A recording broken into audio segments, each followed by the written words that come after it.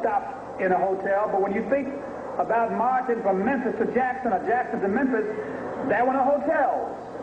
You stayed in churches, you stayed in people's homes, and that's how we got over, that's how we got through. The struggle was a spiritual struggle.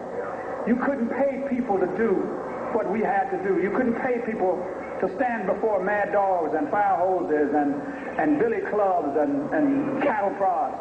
It was strictly a spiritual and moral movement. So we wanted that dimension to be in the pilgrimage to Memphis. We will revisit the mountaintop speech site. That's the Mason's Temple, where Dr. King made his last address, which he almost didn't make, because the night that we were having that rally, there were tornado warnings, and he was behind on the Poor People's Campaign. And he said, you guys go on over and have the rally. I'm going to stay at the motel and work on the Poor People's Campaign. When we got there and Dr. Abernathy walked in and Jesse Jackson walked in and I walked in and others, people started clapping because they thought Martin was behind us.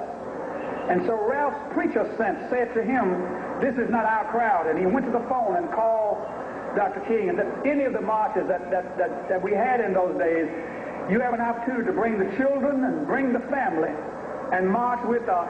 And when I finished sharing with them the last hour of Dr. King's life, I hurried. But that gave me the wonderful privilege of spending the last hour on earth. 3 preachers in a room, Abernathy, King, and Kyle. And we spent that last hour together in room 306 at the Lorraine Motel. The press is always curious, and writers, what went on? What did you talk about? I said, we just talk preacher talk. What preachers talk about when they get together? No, pay attention to what you're fixing to hear now. About 5:45, we walked on the balcony, and he was talking to people in the courtyard. He stood here and I stood there.